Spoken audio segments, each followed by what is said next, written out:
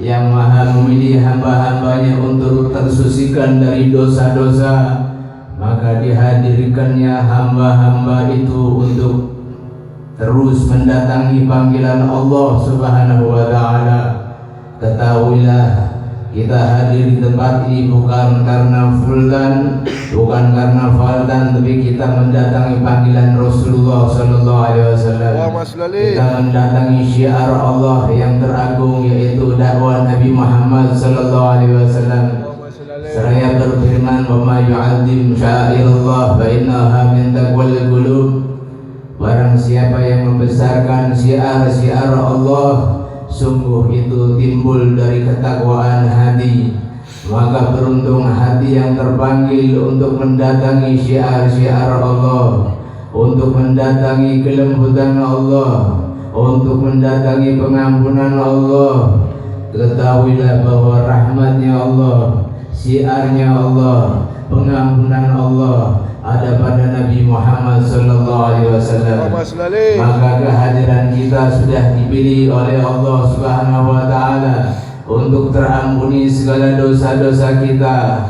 Maka perbaikilah niat kita, kuatkan niat kita di majlis mulia ini, yang dengan itu kita akan diberi oleh Allah Subhanahu Wa Taala taufik yang lebih, dan juga kita diberi istiqomah sampai wafatnya kita dalam kemuliaan. Amin ya rabbal alamin.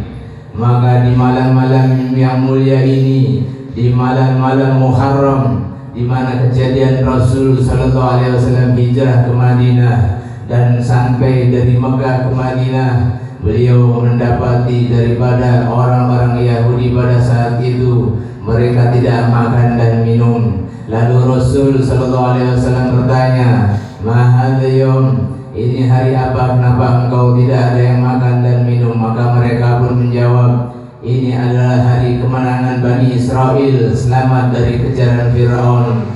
Maka kami semua diperintahkan untuk berpuasa. Maka sebagaimana sabda sang Nabi Sallallahu Alaihi Wasallam bahwa puasa satu hari dalam setahun, yaitu di hari Asyura, itu diwajibkan oleh umat Bani Israel. Namun bagi kita umat Nabi Muhammad Sallallahu Alaihi Wasallam mendapatkan perintah dari Rasul Sallallahu Alaihi Wasallam untuk berpuasa di hari Asyura.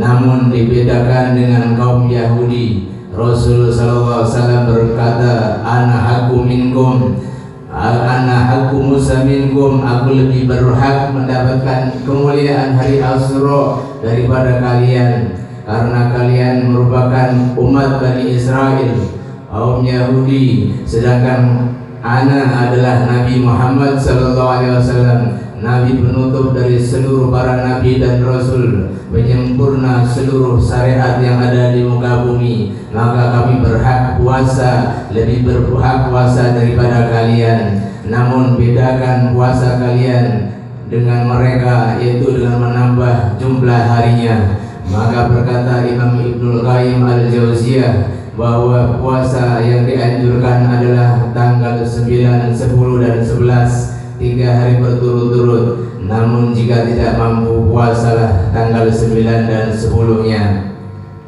Demikian Allah Subhanahu wa Ta'ala memerintahkan untuk mensyariatkan kepada Nabi Muhammad Sallallahu Alaihi Wasallam. Maka berkata, barang siapa yang berpuasa di hari itu, maka dosa-dosanya dihapus oleh Allah Subhanahu wa Ta'ala 1 tahun yang telah lewat. Berkata Al-Imam Nawawi, Hujatul Islam, berkata Al-Imam Nawawi dalam Sarah Nawawi ala Sahih Muslim, bahwa dosa-dosa yang diampuni oleh Allah Subhanahu wa Ta'ala selama 1 tahun yang lewat itu adalah dosa-dosa kecil. Dan bagi mereka yang punya kemampuan, maka luaskanlah daripada hartanya, nafkahnya di hari itu, karena Allah Subhanahu wa Ta'ala menjamin bagi mereka yang meluaskan daripada harta atau meluaskan, memberikan keistimewaan kepada keluarganya di hari itu dengan menambah uang belanja dan lain sebagainya. Minimal jika tidak mampu, maka dengan kasih sayang yang lebih, maka Allah Subhanahu wa Ta'ala akan menjamin sepanjang 1 tahun itu rizkinya oleh Allah Subhanahu wa Ta'ala. Demikian kemuliaan-kemuliaan yang kita dapati sebagai umat Nabi Muhammad SAW.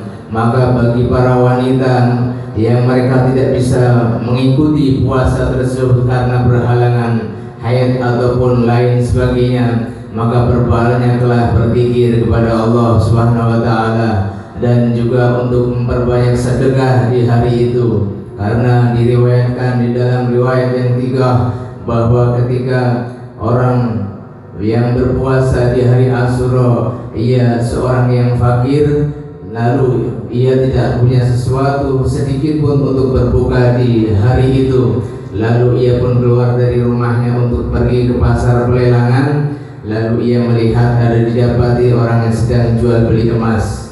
Ia pun menyampaikan hajatnya, wahai fulan yang sedang berjual beli emas dan perak, bolehkah aku pinjam 1 dirham kepadamu untuk aku berbuka puasa di hari ini? Ini adalah hari Asyura, kemuliaannya sangat luas dan sangat agung. Jika engkau memberikan, semoga Allah memberikan engkau balasan. Amin. Lalu orang tersebut menolaknya, tidak akan ku beri kau pinjaman. Ia pun keluar dari tempatnya hingga dengan perasaan menangis dan hancur. Kemudian dilihatnya oleh orang Yahudi tetangganya, dipanggilnya ia, wahai fulan, kemari, apa yang kau sedihkan? Kenapa engkau menangis? Lalu ia pun menceritakannya, ini hari Asyura, kemuliaannya sangat luas. Allah SWT memberikan bagi mereka yang ingin diberi. Lalu ia pun, demi kemuliaan Asyura, aku berikan engkau 10 dirham. Engkau meminjam 1 dirham pada saudaramu, tidak dikasih, ini ku beri 10 dirham untukmu tanpa meminjamnya. Ia pun pulang dengan gembira, tangisannya, kesedihannya dibayar dengan kegembiraan karena dia mendapatkan hadiah 10 dirham. Lalu ia pun pulang bersama keluarganya. Malam harinya, orang muslim tadi yang bakhil itu dia bermimpi seakan-akan malamnya itu hari kiamat telah tiba. Takut yang luar biasa ia hadapi, sehingga sangat haus pun ia rasakan. Lalu dengan kesedihan dan ketakutan yang sangat dahsyat, ia mendatangi, dia melihat sebuah istana yang megah terbuat dari intan permata. Ia pun mendatanginya untuk minta seteguk air. Wahai engkau yang berada di dalam istana, berilah aku seteguk air, aku sangat haus, dahaga. Lalu ada suara dari istana tersebut, wahai fulan, sebetulnya istana ini milikmu kemarin. Kalau seandainya engkau memberikan pinjaman atau memberikan uang kepada orang miskin yang berpuasa di hari Asyura itu, engkau akan dapati ini milikmu. Jangankan hanya 1 teguk air, ini milikmu. Lalu ia pun terbangun kaget, langsung mendatangi daripada orang Yahudi tersebut. Paginya ia langsung mendatangi rumah Yahudi. Lalu ia pun mengatakan hajatnya, wahai fulan, ya orang Yahudi, keluarlah engkau, aku ingin ada hajat bersamamu. Ketahuilah bahwa dalam tetangga itu ada hak dan aku ada hajat bersamamu. Lalu ditanya, apa hajatmu? Berikan pahalamu yang 10 dirham itu yang kau berikan kepada orang fakir itu untukku. 10 dirham untukmu? Iya.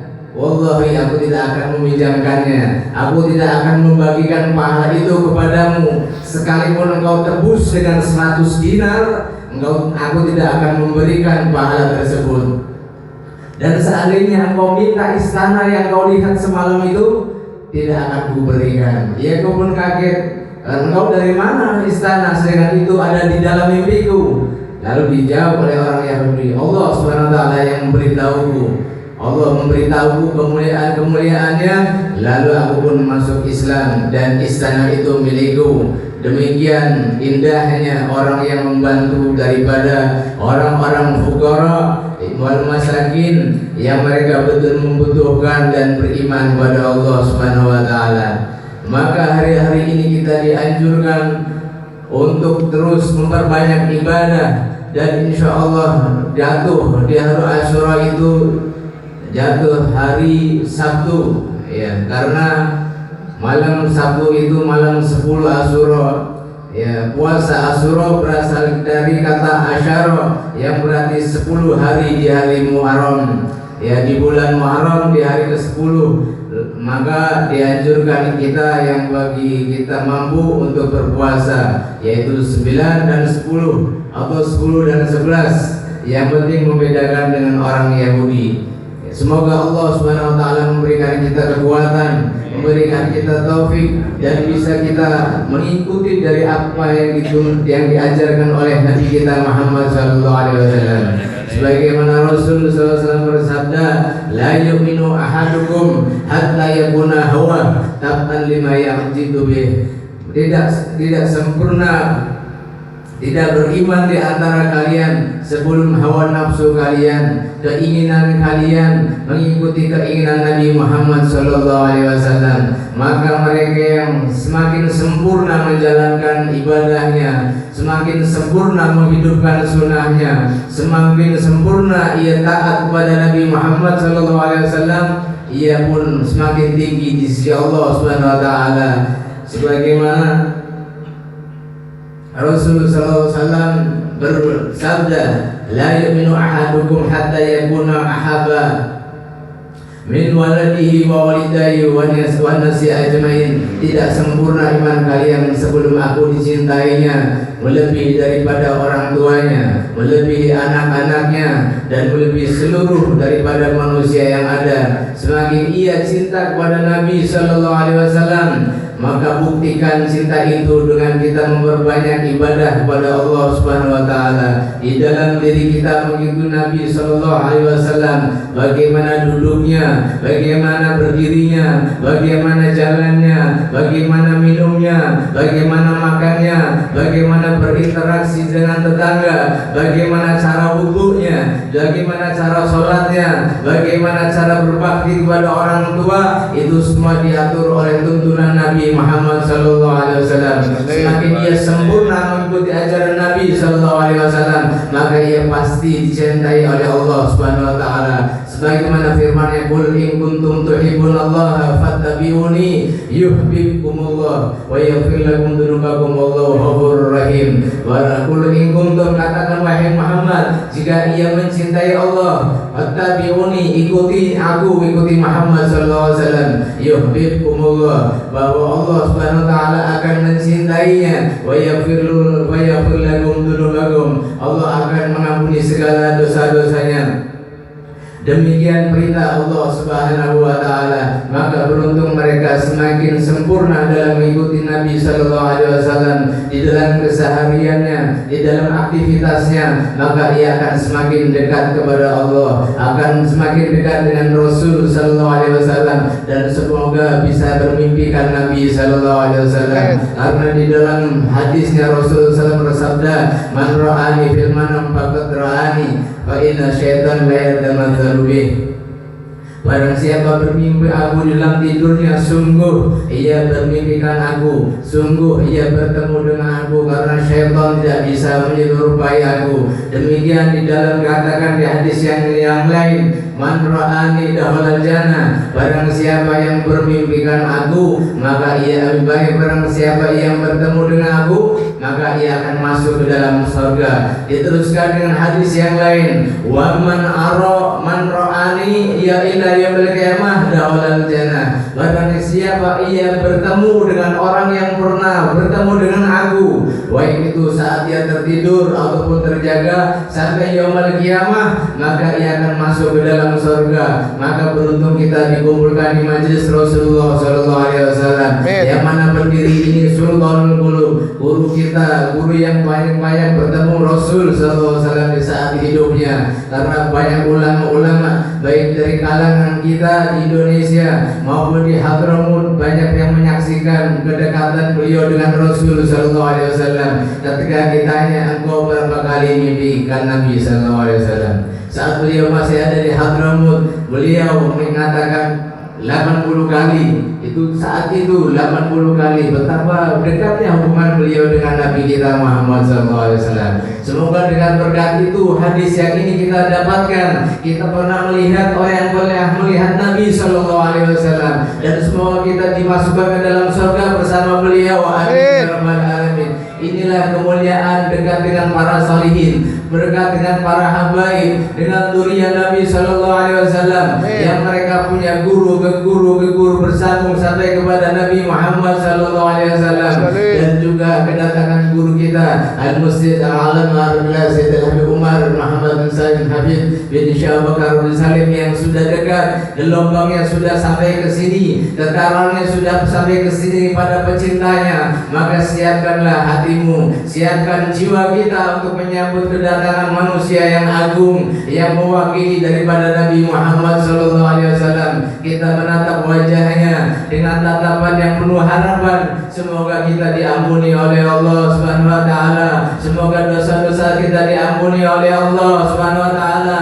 Semoga mata ini jangan diharamkan untuk melihat Nabi Muhammad SAW. Semoga apa yang menjadikan mata ini menjadi dosa karena perbuatan kita sehari-hari, baik di internet maupun di Facebook maupun di media sosial lainnya, kita banyak melihat hal-hal yang tidak sebenarnya kita lihat, melihat dari apa yang Allah Subhanahu wa taala haramkan, yang Allah benci, namun kita sulit untuk menghindari di masa-masa kini. Semoga dengan menatap wajah beliau terampuni segala dosa-dosa kita. Kita tidak akan wafat terkecuali husnul khotimah dan berjumpa dengan Nabi sallallahu alaihi wasallam.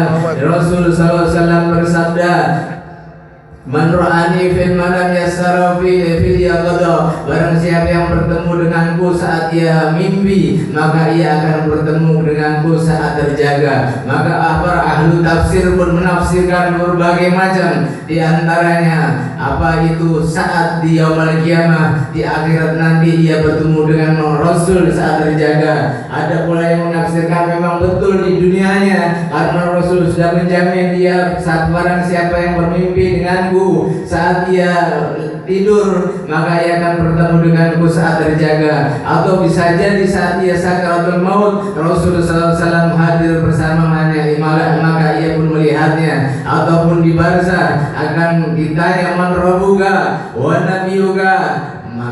Dan dalam hadis yang ketiga juga ditanyakan, ma ilmuka fi hadzal rajul, apa yang kau ketahui dengan lelaki ini. Maka ia pun melihat. Apabila ia berjalan dengan Nabi SAW di dalam kehidupannya, di kesehariannya, di dalam sunnahnya, di dalam wudunya, di dalam salatnya, di dalam berbakti kepada orang tua, mengikuti akhlaknya Nabi SAW, di dalam hormat kepada guru-gurunya, maka ia pun akan melihat ini adalah Rasulullah SAW, karena semua akhlaknya telah tercermin saat ia masih hidup. Ia pun menjalankannya, maka ia pun selamat dari siksa kubur. Semoga kita dikumpulkan oleh Allah Subhanahu wa taala bersama para muhibbin, bersama para salihin, bersama para pecinta Nabi Muhammad SAW, bersama guru kita Habibana Al-Mahbub Sultan Qulub Da'illah Al-Habib Mundir bin Fuad bin Abdurrahman Al-Musawa. Dan semoga perkumpulan ini tidaklah berkumpul terkecuali kita akan dikumpulkan kembali di yaumul qiyamah dengan perkumpulan yang lebih luas, yang lebih dahsyat. Dan semoga kita masuk ke dalam surga bil khairi hisab bersama para nabi, bersama para rasul, bersama guru-guru kita yang kita duduk di malam hari ini. Kita tidak mencari sesuatu apapun, kita mengharap ridho dari Allah Subhanahu wa taala. Kita yang jauh dari sana pun datang tidak mengharap sesuatu sedikit apapun terkecuali mengharap ridho dari Allah Subhanahu wa taala. Semoga dengan kedekatan ini kita akan terus terikat hingga saat kita menghadapi sakaratul maut dan wafat kita dalam husnul khatimah, bisa bertemu dengan guru kita, bersama salihin, bersama Nabi Muhammad SAW. Agak ini, wassalamualaikum warahmatullahi wabarakatuh. Waalaikumsalam warahmatullahi wabarakatuh.